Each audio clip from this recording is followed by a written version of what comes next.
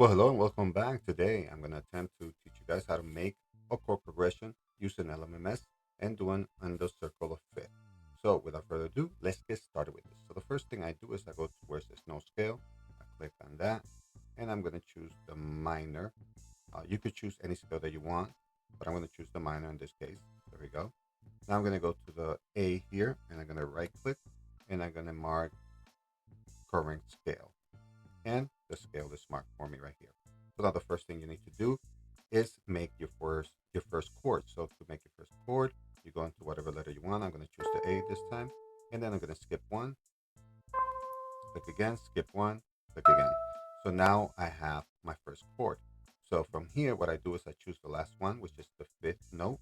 So if you see 1, 2, 3, 4, 5, and I'm going to choose the E, and I'm going to come down here and I'm going to create another chord. So it's E, skip one, and then skip another. And then now I'm going to choose the fifth again, which is B. I'm going to come here. I'm going to create my chord, skip one, skip one. Now I'm going to choose the F, and I'm going to come down here to the letter F. One note, skip one, another note, right there. Let's take a quick listen to our chord progression.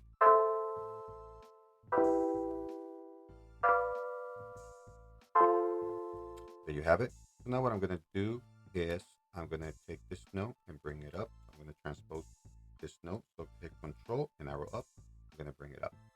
And I'm going to probably take this one and bring it down. So I'm going to highlight it, Control, arrow down, and I'm going to bring it down. So as you can see, pretty much everything is where it needs to be. And let's take a listen now to this, see if we like it.